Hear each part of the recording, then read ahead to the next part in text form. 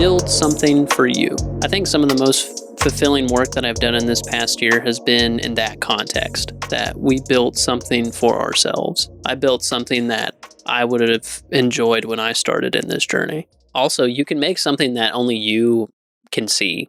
Like, you can make things for yourself. I think that's like a really good practice to not only start, but almost, you don't even have to make it into a habit. It's really just the act of doing something for yourself, which I think is not only beneficial to just kind of like get out of your head or maybe just to experience something. You know, I spend a lot of time thinking about the choices that I've made in the past, and I feel like it also puts a lot of weight into the choices that I'm going to make into the future, which is like, oh yeah, you should learn from those things. But I think it doesn't have to be that deep of a decision or a choice. It's really like feeling out the moment to doing what is right and what feels right to you.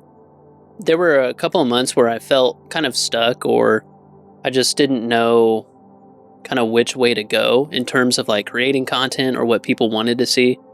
I feel like I always had a general idea of the next step, but the moments where I had the most clarity and like the most fun is when I knew what the next step was, because I could wake up the next morning and build it and work on it immediately. Like, I found a lot of meaning and purpose in what I was doing because I found that thing. And there's this concept called like getting into the flow state. And the ways that I found to do that, to get into that state of mind or get into that state of actions, like I know exactly what this next step is, or how to execute on what I need to do. Like, that is kind of like the sweet spot of getting a lot of things done in a very short amount of time. But it's like, well, how do you even get to that place? And I think it has to do with like a lot of writing and thinking about what you want. And I've always had this connotation that it's like a selfish act or something, or I'm acting on a selfish thing that I want. But I guess I'm offering like you to shift your perspective on how you interpret the things that you do, and maybe have more of a positive spin of like, oh, someone could benefit from this. Or better yet, the way that I try and frame most things for myself is, what would I have liked in this moment in time? And I think some of the best stuff and that is most fulfilling is when, yes, I know what the next step is, but if it's really for me. Like, there's so many lessons within our course and what I put in our product that I have to go back and look at, because I essentially made it for me. Not only for another side of our income, but if I need to look up an effect, I know that I did the effect, so I'll just log into my course and watch the tutorial that I made to remind myself. And it's like, I'm building this library for me, and I can just help other people with it. A lot of people have told us that it's provided value in their own business or in their own journeys. So I'm curious, like, what do you want to build? Is there something that you're putting off, or is there something that you've always wanted to do? And maybe you don't know the next step, or maybe you know exactly what that step is, and maybe you just have to find the time. I'm curious. Let me know down below. But I think that's something that, you know, I try and speak to creatives. You know, I'm still trying to find like what our audience is. And for me, I've come to the conclusion that it's like, I'm a creative person. It's taken a few years for me to like accept that title or that label for myself, but I like to say that I'm a creative person. And what I honestly believe is that anyone has the ability to be creative. I think creating things is essential to the human experience, if I can even call it that. Because I think it's very fulfilling. Like, you're creating something that came out of your mind, something that you thought of and you're putting together and making it into a reality in the real world. Like, what is cooler than that? And then, kind of branching off from our last episode, I wanted to talk about maybe a small concept that I'm working on, and it's like meeting yourself in the middle. I think there's a lot of power and care to doing things for yourself. No, I'm talking about in this context, create something. Oh yeah, that'd be great. But more of just the self-appreciation aspect of it. Like, we might not believe, or we might honestly not be privileged enough to make things for ourselves, or to make things, period. So I think it goes a long ways to appreciate what you can do on a day-to-day basis. And some things that I get caught up in is like having this grand gesture or making this big change immediately. And that can go in any context, in my personal life or in my business life. But where it really counts is the everyday. And it's always in the small things. Everything is incremental and everything is a refinement. And I think a key factor to that is like being present in the moment. Some of my best days is when I have this device like in the other room. Like if I can be present in like who's around me, what's around me, my days are just better because I can actually think or I can write down a list on what I have to do. So if you're looking for a tactic from this video, it's giving yourself space to think. Because what's really cool about our brains is, some people will call your brain a supercomputer, which I think is correct in a lot of aspects. But the way that I view my brain is like, if I'm working on some sort of problem, inherently, I want to solve the issue. I want to solve the problem. Some part of me naturally, like, I love doing that sort of thing. And it's almost like if you're talking to a friend and you're trying to remember this joke and it's on the tip of your tongue and you can't remember it, but when you're folding laundry or like cooking dinner, it like hits you. And that's kind of how I interpret my brain of like, oh yeah, like it's always working on the problem, even when you don't think it is. Like the subconscious is that supercomputer just making those calculations of like, oh yeah, that's the joke.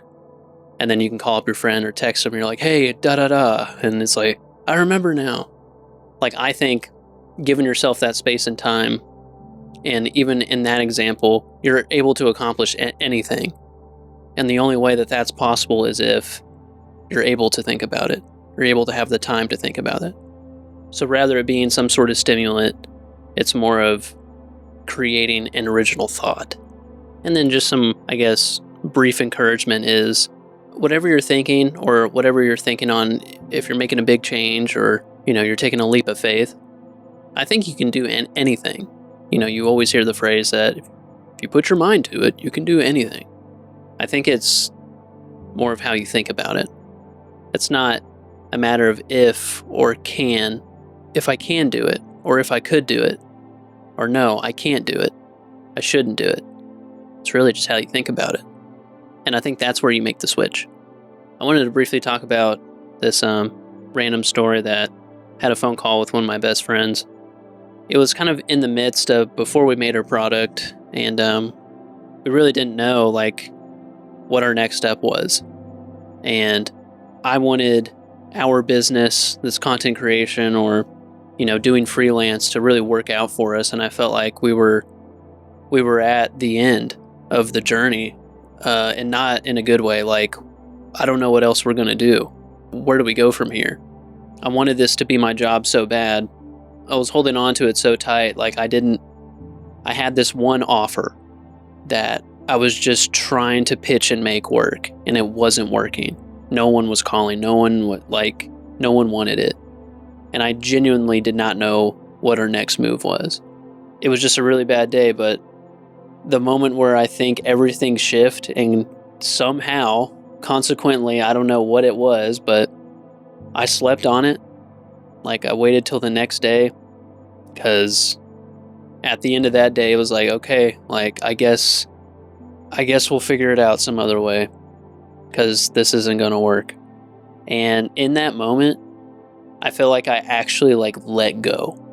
People talk about letting go all the time. And like, I genuinely didn't understand, one, what they were talking about. And two, I'm like, how do you even experience that? And I think I got to experience that in that moment of I have no other options and I want this thing so bad, but I guess it's not it. I got to do something else. So me letting go of what I wanted it to be a reality so bad, the very next day, we got a contract for a show. And what's hilarious about that is it was the first show we've ever done, like professionally, when we started our company. So it was quite the homecoming of like, wow, we got our first clients back. How cool. So we've touched on a few things. I briefly mentioned meeting yourself in the middle. I guess the grand message I'm trying to get across is only you can help your situation.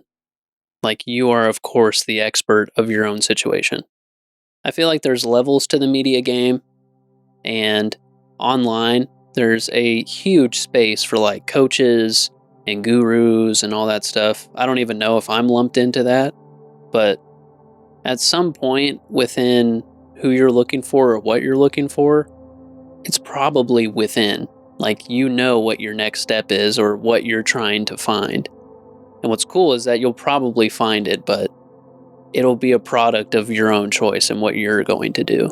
So the last thing I'll mention here is one of the things that helped me get out of a rut in kind of creating tutorials or what content that people actually wanted to see. And I needed to make things that spoke to me. Like, none of those scripts felt genuine to me, and they just sat in my Google Drive, and I didn't record them because they didn't resonate with me.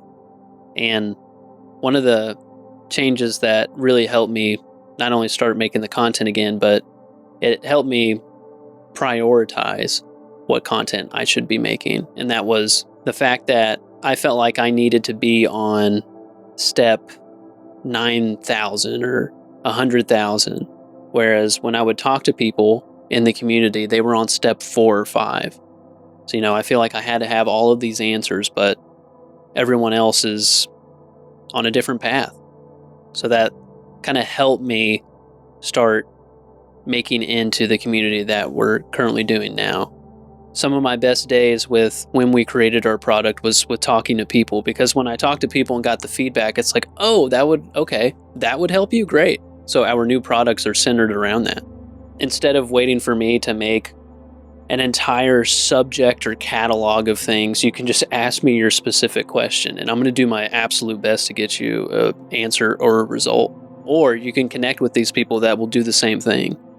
So that's kind of the brief summary of like why our new products make the most sense to me, because I think it's the most immediate way that I can get people answers rather than them waiting on me or questioning like what content I'm putting out, because I know this is going to be a stark difference from season 1, but this is what speaks to me where I am present in this moment. So I have to create it so I can keep creating. So keep your head up out there. Let me know if you guys need any help with anything. Happy to help any way that I can. And I will see you in the next one.